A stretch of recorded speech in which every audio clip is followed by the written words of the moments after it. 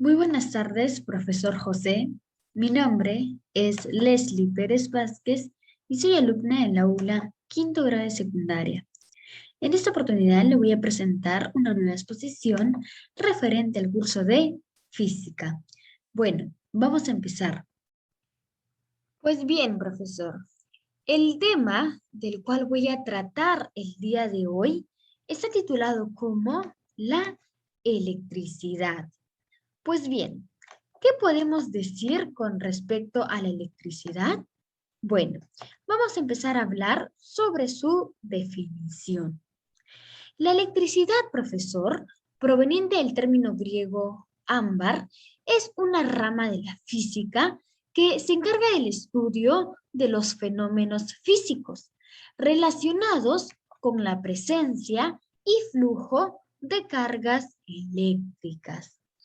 Además, profesor, podemos decir de que la electricidad es considerada un tipo de energía secundaria que está íntimamente ligada en la materia y a la vida.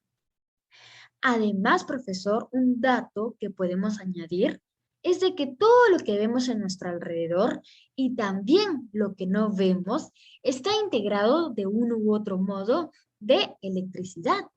Por ello, decimos de que la electricidad nos rodea, porque estamos acostumbrados a convivir con fenómenos eléctricos, tanto naturales, tales como el rayo, la electricidad estática, como artificiales. Por ejemplo, la iluminación de nuestros hogares y el funcionamiento de los electrodomésticos y máquinas eléctricas.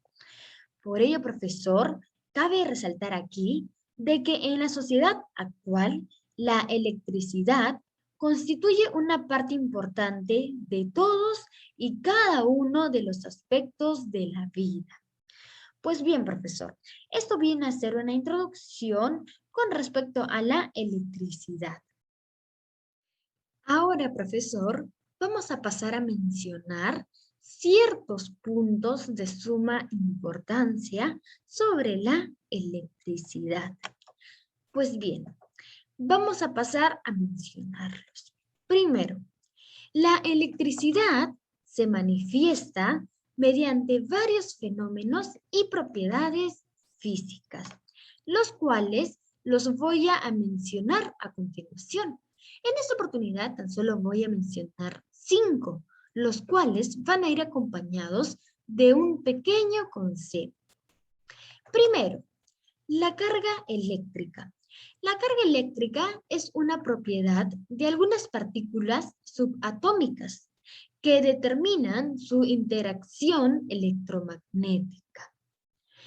La otra propiedad física, profesor, viene a ser la corriente eléctrica, el cual es el flujo de electrones que circula por un conductor en un determinado momento y además se mide en amperios.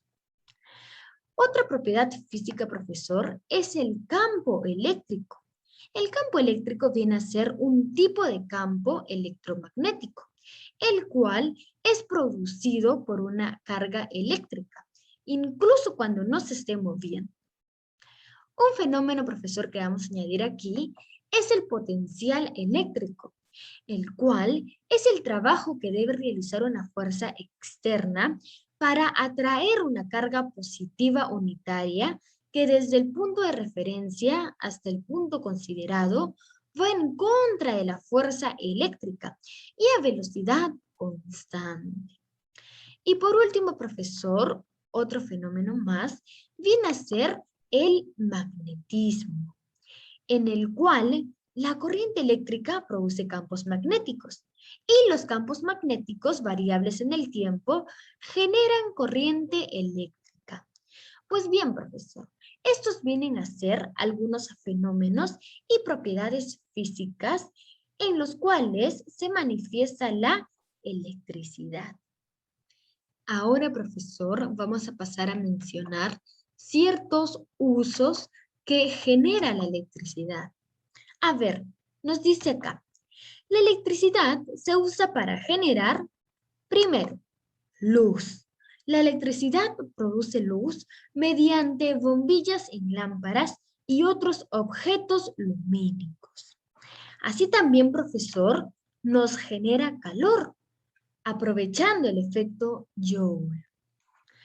Así también, profesor, la electricidad produce movimiento mediante motores que transforman la energía eléctrica en energía mecánica. Por otro lado, profesor, la electricidad produce también señales mediante sistemas electrónicos. Pero eso no es todo. También produce compuestos de circuitos eléctricos que incluyen componentes activos, tales como tubos de vacío, transistores, diodos y circuitos integrados. Y por último, profesor, la electricidad genera componentes pasivos, como resistores, inductores y condensadores.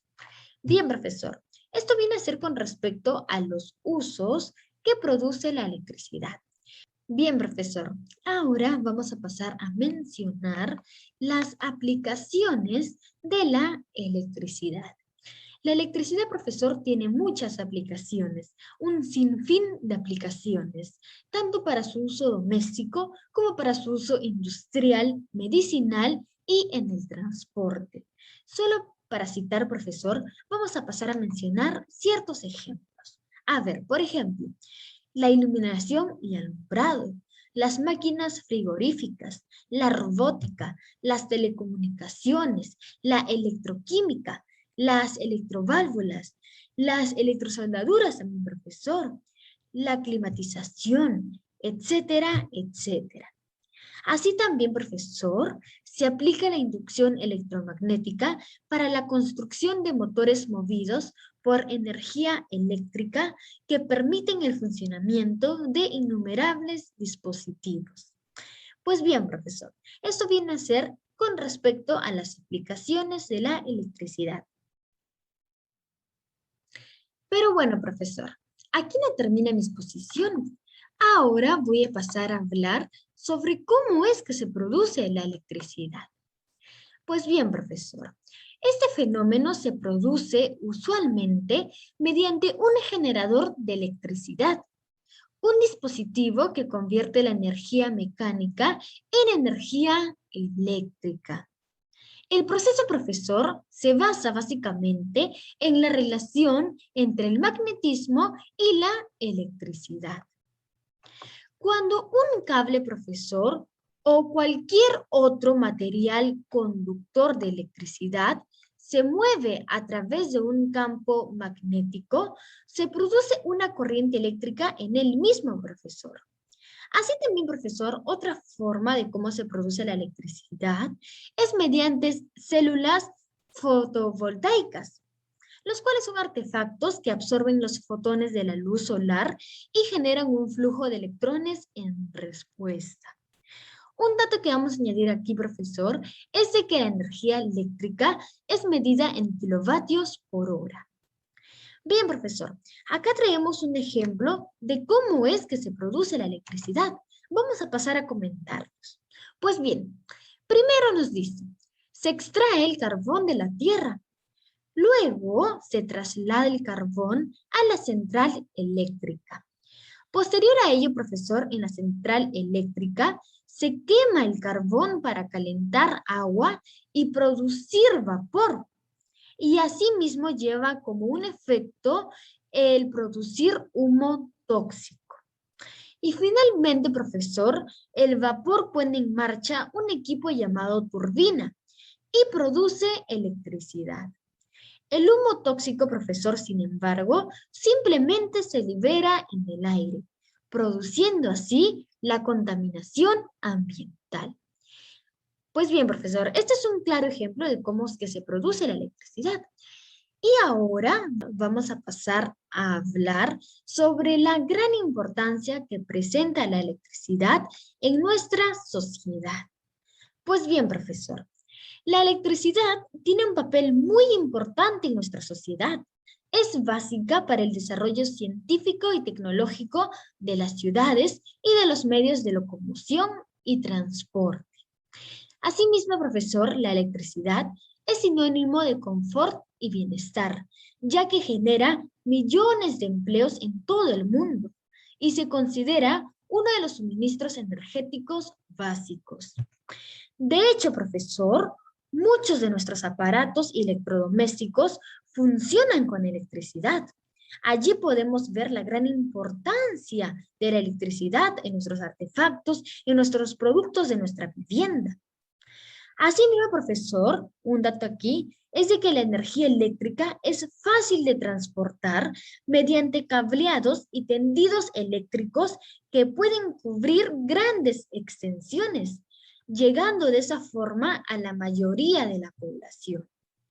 Por otro lado, profesor, el uso de energías renovables hace que la producción de electricidad sea cada vez más limpia, sostenible y accesible gracias a los sistemas de autoconsumo, tales como instalaciones solares, sistemas fotovoltaicos, bombas de calor de aerotermia, etcétera, etcétera.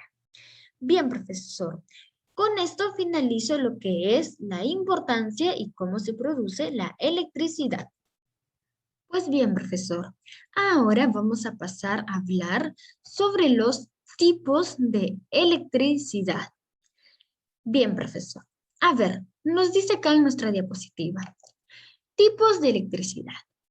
Hay dos tipos de electricidad, los cuales son los más fundamentales, y estos son llamados la electricidad estática y la electricidad dinámica. Primero, profesor, vamos a hablar sobre la electricidad estática. A ver, la electricidad estática, profesor, hace referencia a la excesiva carga de energía en un determinado objeto, que al entrar en contacto con él puede llegar a realizar una descarga de un tamaño considerable.